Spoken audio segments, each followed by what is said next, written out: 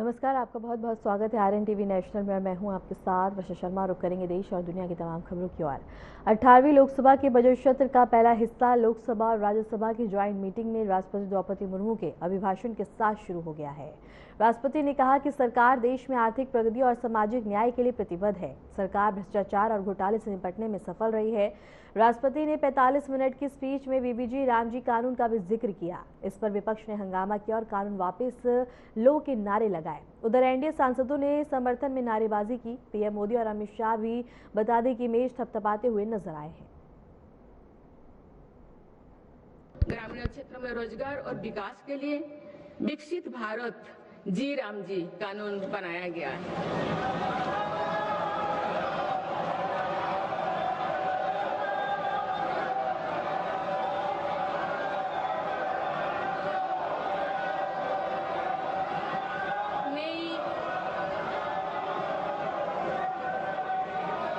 नई रिफॉर्म से गांव में 125 दिन के रोजगार की गारंटी होगा। साथ ही भ्रष्टाचार और लीकेज को रोकना सुनिश्चित हो पाएगा, जिसके लिए मेरी सरकार ने माननीय सदस्य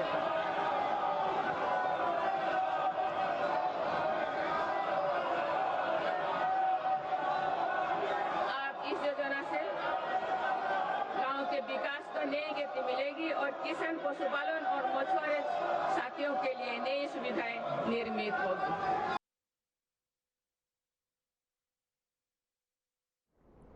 देश के एविएशन सेक्टर में कई बड़े बदलाव देखने को मिल रहे हैं। विंग इंडिया 2026 को संबोधित करते हुए प्रधानमंत्री नरेंद्र मोदी ने कहा कि भारत में हवाई यात्रा अब केवल खास लोगों तक सीमित नहीं रही, बल्कि आम नागरिक की पहुंच में आ चुकी है।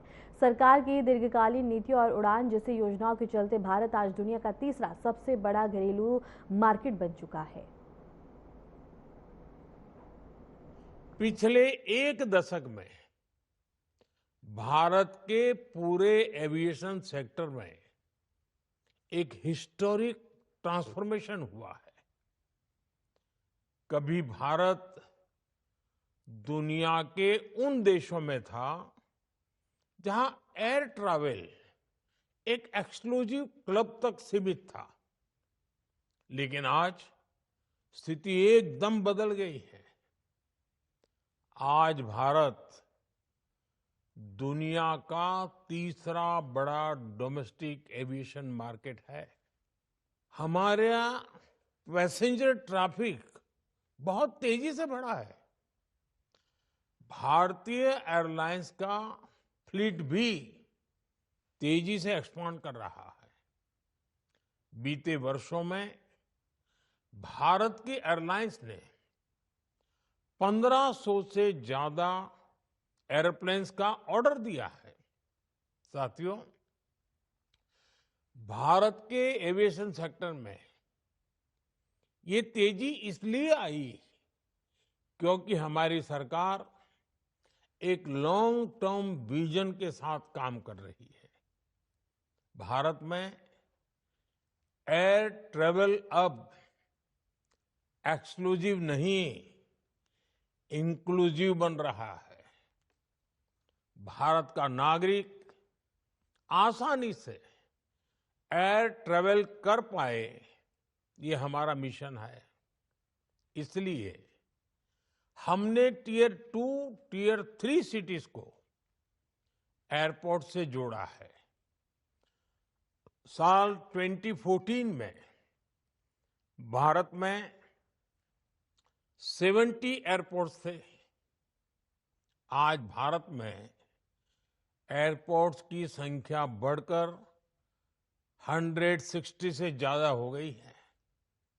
यानी सिर्फ एक दशक में ही भारत में 2 गुने से अधिक एयरपोर्ट्स बनाए हैं।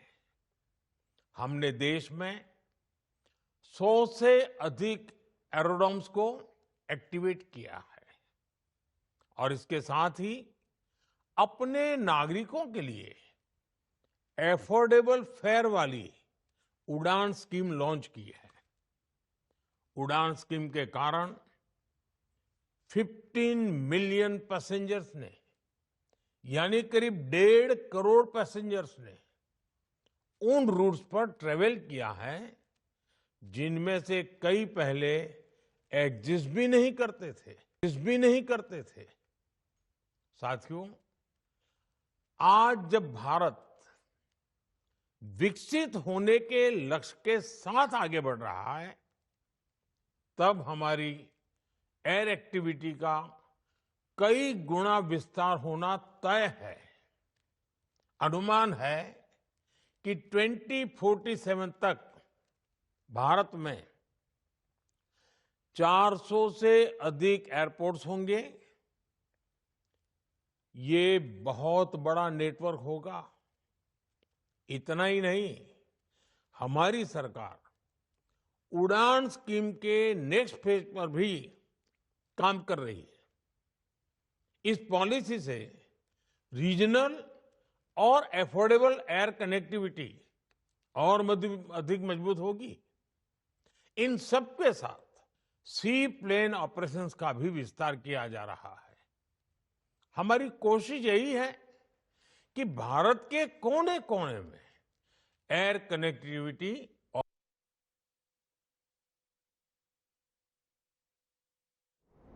कोलंबिया में लापता बता दें कि क्राफ्ट 1900 विमान लैंडिंग से ठीक पहले क्रैश हो गया है। विमान में 13 यात्री और 2 क्रू सदस्य सवार थे, जिनमें से संसद और इसके साथ ही सदस्य और आगामी चुनावों का एक उम्मीदवार भी शामिल थे। स्थानीय मीडिया और बचाव दलों ने मलबा खोज निकाला, लेकिन किसी भी यात्री को जीवित नहीं पाया गया है। इस हादसे में सभी 15 लोगों की दुखद मौत हो गई है।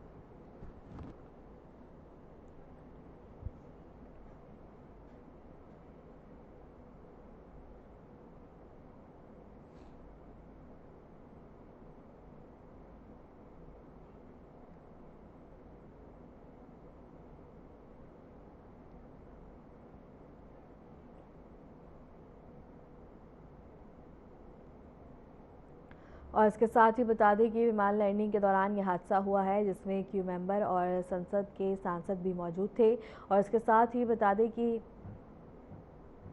15 लोगों की इसमें जान गई है।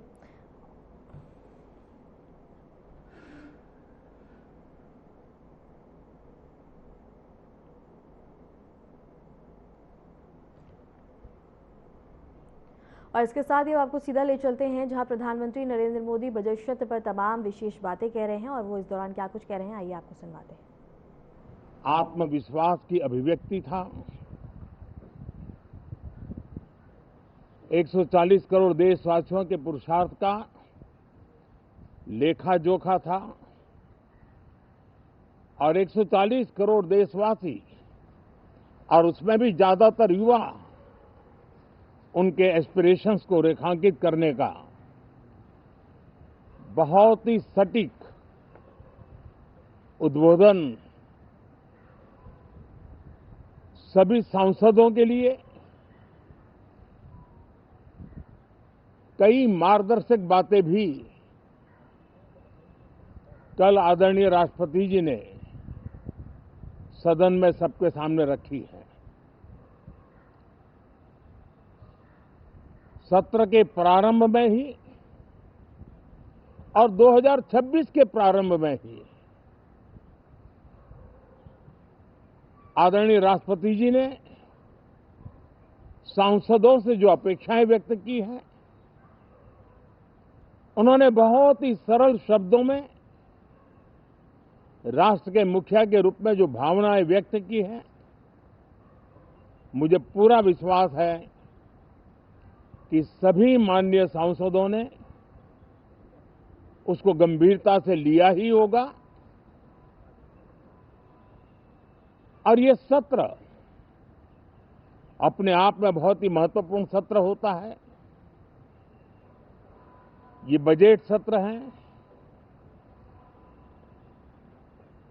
21वीं सदी का एक चौथाई हिस्सा बीत चुका है। ये दूसरे चौथाई का प्रारंभ हो रहा है, और 2047 विकसित भारत के लक्ष्य को प्राप्त करने के लिए ये महत्वपूर्ण 25 वर्ष का दौर आरंभ हो रहा है और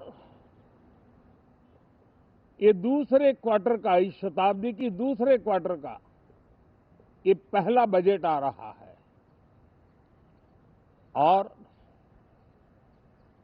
वित्त मंत्री निर्मला जी देश की पहली वित्त मंत्री ऐसी है, महिला वित्त मंत्री ऐसी है जो लगातार 9वीं बार देश के संसद में बजट प्रस्तुत करने जा रही है। ये अपने आप में एक गौरव पल के रूप में भारत के संसदीय इतिहास में रजिस्टर हो रहा है। साथियों, ये 20 वर्ष का प्रारंभ बहुत ही पॉजिटिव नोट के साथ शुरू हुआ है। आत्मविश्वास भरा हिंदुस्तान आज विश्व के लिए आशा की किरण भी बना है, आकर्षण का केंद्र भी बना है। इस क्वार्टर के प्रारंभ में ही भारत और यूरोपियन यूनियन का फ्री ट्रेड एग्रीमेंट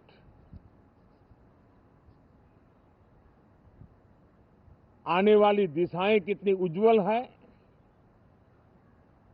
भारत के युवाओं का भविष्य कितना उज्जवल है, उसकी एक झलक है। ये free trade for ambitious Bharat है। ये free trade for aspirational youth है। ये फ्री ट्रेड फॉर आत्मनिर्भर भारत है। और मुझे पक्का विश्वास है, खास करके जो भारत के मैन्युफैक्चरर्स हैं, वे इस अवसर को अपनी क्षमताएं बढ़ाने के लिए करेंगे। और मैं सभी प्रकार के उत्पादकों से यही कहूंगा कि जब भारत यूरोपियन यूनियन के बीच मदर ऑफ ऑल डील्स जिसको कहते हैं, वैसा समझौता हुआ है, तब मेरे देश के उद्योगकार, मेरे देश के मैन्युफैक्चरर्स अब तो बहुत बड़ा बाजार खुल गया, अब बहुत सस्ते में हमारा माल पहुंच जाएगा, इतने भाव से वो बैठे न रहे। ये एक अवसर है और इस अवसर का सबसे पहला मंत्र ये होता है कि हम क्वालिटी पर बल दें। हम अब जब बाजार खुल गया है तो उत्तम से उत्तम क्वालिटी लेकर के बाजार में जाएं। और अगर उत्तम से उत्तम क्वालिटी लेकर के जाते हैं तो हम यूरोपियन यूनियन के 27 देशों के खरीदारों के पैसे ही कमाते इतना नहीं, क्वालिटी के कारण से हम उनका दिल जीत लेते हैं और वो लंबे अरसे तक प्रभाव रहता है, उसका दशकों तक उसका प्रभाव रहता है। कंपनियों का ब्रांड देश के ब्रांड के साथ नए गौरव को प्रस्थापित कर देता है। और इस कोमोरोस के विदेश मंत्री दिल्ली पहुंचे हैं। वे यहां दूसरी भारत अरब विदेश मंत्रियों की बैठक में भाग लेने के लिए आए हैं। विदेश मंत्रालय के अधिकारियों ने कहा है कि बैठक में द्विपक्षीय संबंधों, व्यापार, निवेश और क्षेत्रीय सहयोग को बढ़ावा देने के मुद्दे पर चर्चा होगी। इसके अलावा पर्यावरण सुरक्षा और शिक्षा जैसे विषयों पर विचार विमर्श होगा।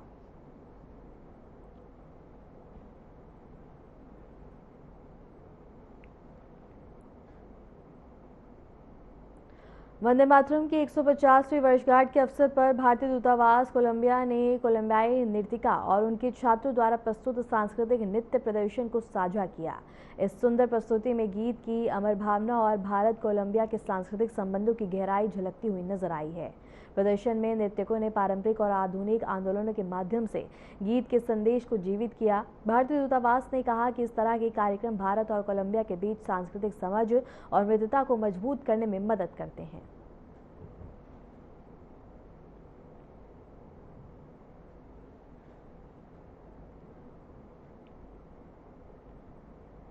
टैरिफ को लेकर भारत अमेरिका में तनाव के बीच विदेश मंत्री डॉक्टर एस जयशंकर अगले हफ्ते वॉशिंगटन डीसी के दौरे पर जा रहे हैं। उनका यह दौरा ऐसे वक्त में हो रहा है जब अमेरिका से नाराज चल रहे यूरोप और भारत से मुक्त व्यापार समझौता कर लिया है।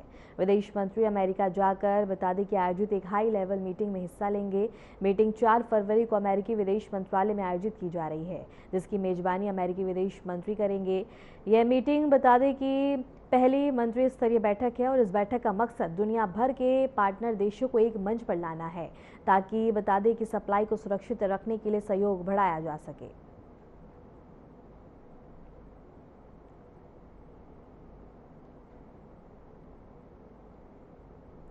हरियाणा के मुख्यमंत्री नायब सिंह सैनी ने हरियाणा पब्लिक कमेटी की बैठक की अध्यक्षता की है। इस बैठक में राज्य के शहरी विकास को गति देने के उद्देश्य से परियोजनाओं को मंजूरी प्रदान की गई है। इन परियोजनाओं के तहत फरीदाबाद में जल आपूर्ति व्यवस्था को ऋण किया जाएगा।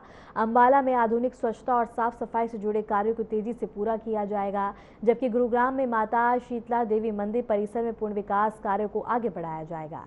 सरकार का उद्देश्य इन योजनाओं के माध्यम से शहरी सुविधाओं में सुधार और नागरिकों को बेहतर बुनियादी सेवाएं उपलब्ध करवाना है।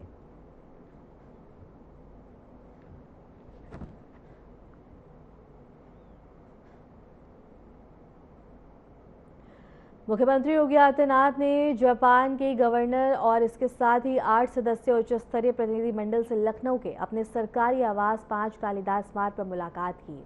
बैठक में दोनों पक्षों ने आर्थिक, सांस्कृतिक और तकनीकी सहयोग के अवसरों पर चर्चा की है।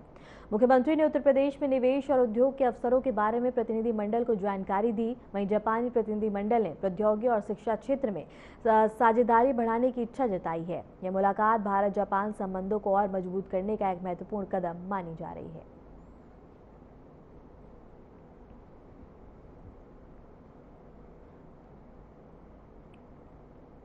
माघ मेला 2026 के पावन अवसर पर श्रद्धालुओं ने त्रिवेणी संगम में जया एकादशी के दिन पवित्र स्नान किया है। हजारों भक्तों ने संगम तट पर पहुंचकर धार्मिक अनुष्ठान किए और आस्था का आनंद लिया है। मेला परिसर में प्रशासन ने सुरक्षा व्यवस्थाओं का विशेष ध्यान रखा।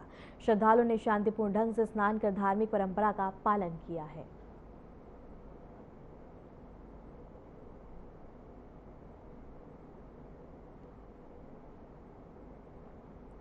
ईयू भारत व्यापार समझौते को लेकर अध्यक्ष वीर सागर ने कहा, यह इसलिए संभव हुआ क्योंकि अब भारत सप्लाई चेन का हिस्सा बन गया है। उन्होंने बताया कि पहले हम लगभग सभी चीजें आयात करते थे, लेकिन अब कई उत्पाद स्थानीय स्तर पर निर्माण किए जा रहे हैं। वीर सागर ने कहा कि इस बदलाव से भारत को व्यापार में मजबूती मिली है और हम वैश्विक सप्लाई चेन में सक्रिय भागीदारी बन पाए हैं। उन्होंने यह भी उल्लेख किया कि यह कदम देश की अर्थव्यवस्था और उद्योग के लिए लाभकारी सिद्ध होगा। वो तो दी है क्योंकि अब हम लोग सप्लाई चेन में एक पार्टनर बने हैं। पहले से तो हम हर चीज इंपोर्ट करते थे, अब बहुत सारे चीज हम लोग यहाँ बना रहे हैं, तो हम लोग पार्ट ऑफ सप्लाई चेन हो रहे। और लेटर अब जैसे चलेंगे, जैसे सेमीकंडक्टर्स में, इसमें वहां पर हम लोग एक एरिया बहुत सारा बनाएंगे, जिससे हम सप्लाई चेन का एक प्रोजेक्ट कंट्रोल कर सकेंगे। सुप्रीम कोर्ट में यूजीसी के नए नियम के खिलाफ याचिका पर जल्द सुनवाई होगी। इस मामले की सुनवाई मुख्य न्यायाधीश सूर्यकांत और जस्टिस बागची की बेंच करेगी। वकील विनय जिंदल ने सुप्रीम कोर्ट में यह याचिका दायर की है, जिसमें यूजीसी के हालिया नियमों को चुनौती दी गई है। याचिका में तर्क दिया गया है कि इन नियमों से उच्च शिक्षा संसाधनों और छात्रों और शिक्षकों में नकारात्मक प्रभाव पड़ सकता है। कोर्ट की यह सुनवाई इस मुद्दे पर महत्वपूर्ण दिशा निर्देश दे सकती है।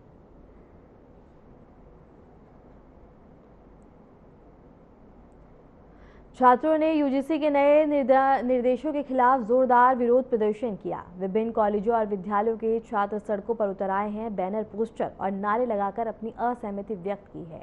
छात्रों का कहना था कि नए नियम छात्रों और शिक्षकों दोनों पर नकारात्मक प्रभाव डाल सकते हैं और शिक्षा व्यवस्था में बाधा डालेंगे। प्रदर्शन के दौरान छात्रों ने नियमों को वापस लेने की मांग की है। प्रशासन ने स्थिति पर नजर रखते हुए सुरक्षा व्यवस्था को सख्त कर दिया है।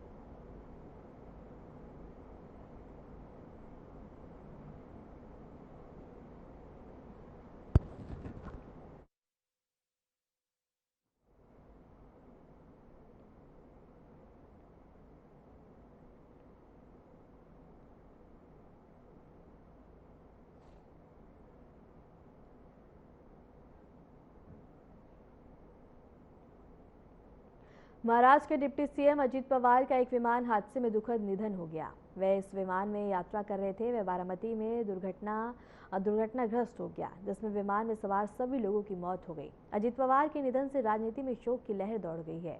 उनका अंतिम संस्कार कुछ ही देर में होगा और आयोजित किया जाएगा, जहां उनके समर्थक और परिवारजन उन्हें श्रद्धांजलि अर्पित करेंगे।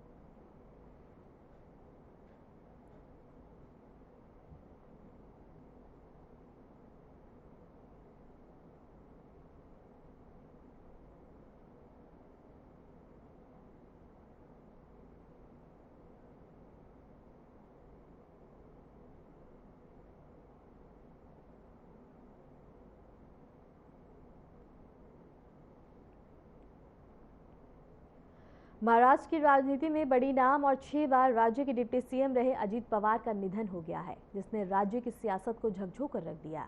महाराष्ट्र के उप मुख्यमंत्री अजीत पवार, उम्र 66 वर्ष, विमान हादसे में उनका निधन हो गया। इस हादसे में उनके साथ 2 पायलट, 1 महिला क्रू मेंबर और 1 सुरक्षाकर्मी भी जान चली गई है। हमारी इस रिपोर्ट में हम आपको बताएंगे यह हादसा कैसे हुआ। अजीत पवार का 4 दशकों का राजनीतिक सफर, शरद पवार से टकराव, बीजेपी के साथ गठबंधन और वह राजनीति जिसने उन्हें महाराष्ट्र का सबसे ताकतवर नेता बनाया। नहीं रहे अजीत पवार, प्लेन क्रैश में निधन। महाराष्ट्र के डिप्टी सीएम अजीत पवार नहीं रहे। 66 साल की उम्र में उनका एक प्लेन क्रैश के दौरान निधन हो गया। उनका विमान महाराष्ट्र के बारामती के पास दुर्घटनाग्रस्त हो गया था। 6 बार राज्य के उप मुख्यमंत्री चुने गए अजीत पवार की गिनती महाराष्ट्र के सबसे अमीर नेताओं में भी होती है। उनकी नेटवर्थ की बात करें तो वे अपने पीछे करीब 124 करोड़ रुपए से भी ज्यादा की संपत्ति छोड़ गए हैं। विमान बारामती एयरपोर्ट के रनवे 11 पर लैंडिंग के लिए अप्रोच कर रहा था। पहली कोशिश में रनवे स्पष्ट न दिखने के कारण पायलट ने विमान को दोबारा ऊंचाई पर ले जाने का फैसला किया। दूसरी बार लैंडिंग की कोशिश के दौरान विमान रनवे से फिसल गया। क्रैश के तुरंत बाद उसमें आग लग गई। चौंकाने वाली बात ये रही कि पायलट ने न तो कोई मेडे कॉल दिया और न ही किसी तरह की इमरजेंसी सिग्नल भेजा। महाराष्ट्र की राजनीति में दादा बने अजीत पवार। अजीत पवार पिछले 40 वर्षों से महाराष्ट्र की राजनीति का एक निर्णायक चेहरा, बेबाक बयान, आक्रामक राजनीति और सत्ता पर मजबूत पकड़। 1990 के दशक से लेकर 2024 तक उन्होंने 6 बार महाराष्ट्र के उप मुख्यमंत्री पद की शपथ ली। रिकॉर्ड 6ठी बार 5 दिसंबर 2024 को। 2023 वह साल जिसने पवार की राजनीति को 2 हिस्सों में बांट दिया। अजीत पवार अपने चाचा शरद पवार से बगावत कर एकनाथ शिंदे और बीजेपी के साथ सरकार में शामिल हो गए। अजीत पवार ने कहा था, प्रधानमंत्री नरेंद्र मोदी के नेतृत्व में देश आगे बढ़ रहा है। ये फैसला शरद पवार के लिए सिर्फ राजनीतिक नहीं बल्कि गहरा भावनात्मक झटका था। नवंबर 2024 में विधानसभा चुनाव, जहां अजीत पवार सबसे मजबूत खिलाड़ी बनकर उभरे, 41 सीटें, जबकि एनसीपी केवल 10 बार सिमट गया, जिसे सबसे कमजोर कड़ी कहा जा रहा था, वहीं सत्ता का केंद्र बन गया। पहले लोकसभा फिर विधानसभा का सफर। अपने समर्थकों के बीच दादा के नाम से पुकारे जाने वाले अजीत पवार ने 1980 के दशक में चाचा शरद की छत्र छाया में राजनीति में कदम रखा था। साल 1991 में उन्हें पहली बार चुनावी सफलता मिली, जब उन्होंने बारामती लोकसभा सीट पर जीत हासिल की। हालांकि उन्होंने कुछ समय बाद ही अपने चाचा के लिए पद से इस्तीफा दे दिया। फिर भी शरद ने यहां के उपचुनाव में जीत हासिल की और पीवी नरसिम्हा राव की तत्कालीन केंद्र सरकार में रक्षा मंत्री मंत्री बने। इसी साल अजीत अपने परिवार के गढ़ बारामती विधानसभा सीट में मैदान में उतरे और विधायक चुने गए और 8 बार इस निर्वाचन क्षेत्र का प्रतिनिधित्व किया। साल 1951 में उपचुनाव में यहां से जीत हासिल करने के बाद वह लगातार इसी सीट से चुनाव लड़ते रहे और हर बार जीत भी हासिल की। अजीत ने 1951 के अलावा 1995, 1999, 2004, 2009, 2014, 2019 और 2024 के चुनाव में भी जीत हासिल की। साल 1951 में पहली बार बने मंत्री। वह साल 1991 से 1992 तक तत्कालीन सीएम सुधाकर राव नाइक की सरकार में कृषि और बिजली राज्य मंत्री बनाए गए। फिर 1952 में जब उनके चाचा शरद पवार मुख्यमंत्री बने तो वे मृदा संरक्षण, बिजली और योजना राज्य मंत्री बने। इसी तरह 1999 में कांग्रेस और एनसीपी गठबंधन सरकार में सिंचाई मंत्री बने। इसके अलावा 2003 में सुशील कुमार। फिलहाल के लिए खबरों में इतना ही और ऐसे देश और दुनिया की तमाम खबरों को जानने के लिए देखते रहिए RNTV नेशनल।